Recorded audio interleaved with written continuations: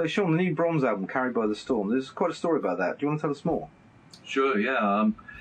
You're right, actually. There is quite a story attached to this album. To put it in full perspective, I think we need to go back to the mid-80s when we as a band were touring the first album, Taken by Storm.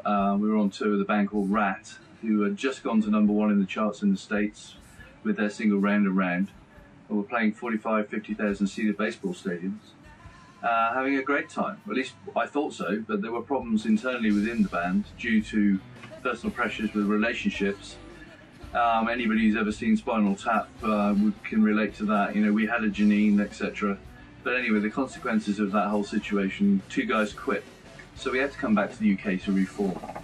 And whilst in England, unfortunately, Max the singer was poached by GTR, Steve Hackett's new band at that time, to do their album. So, cut a long story short, I ended up being the only original member of the first lineup, the first album, left in a situation to record a second album. So I had reformed the band completely, a whole new lineup, and fortunately over a period of months managed to secure Clive Edwards on drums from UFO and Wild Horses, Mickey O'Donoghue on guitar from the band Grand Prix, a then unknown singer, Ian Baker, very good-looking, charismatic guy with a great voice, on lead vocals, and Lee Reddings on bass. So we had top producer Max Norman, who was brought in to produce the album.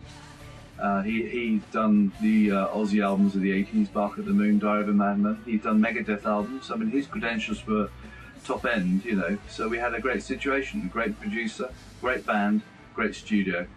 So we set about writing and recording the second album, Carried by the Storm.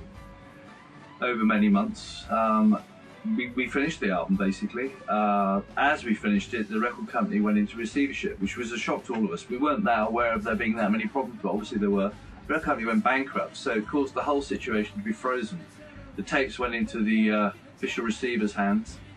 So we were it was checkmate. We couldn't move left, right, up or down at that point in time as a band. But we did, fortunately, manage to secure the tapes from the official receiver, buy the rights to the recordings as a consequence.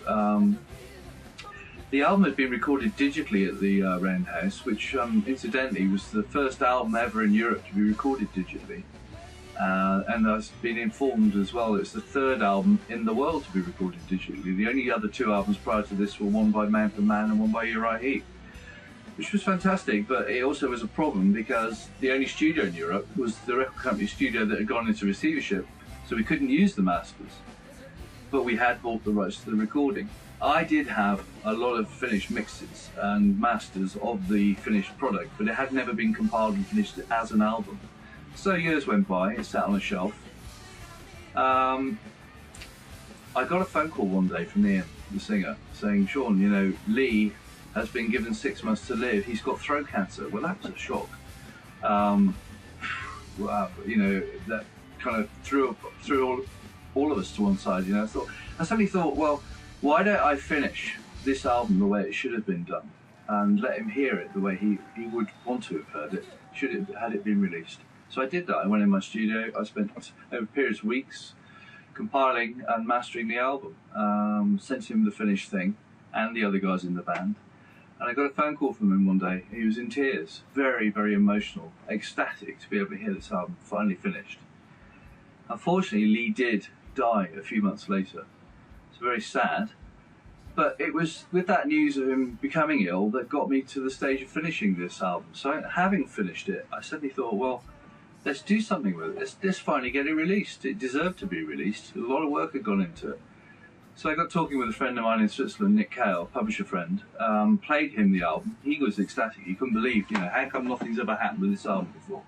This is fantastic. Let's get it out there. So we've worked since, you know, middle of last year. We worked on getting a release. We got a release in the UK the 1st of January this year, 2010.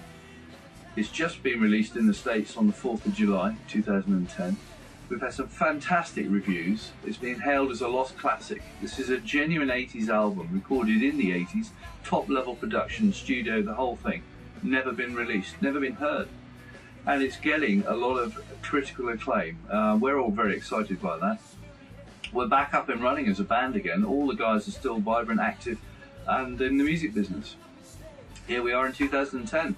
promoting a great record, writing new material, and you know, it's going to go from strength to strength. This album is a strong album. You need to check it out. It's called Carried by the Storm by BRONZ, and it's a genuine piece of the 80s here in 2010.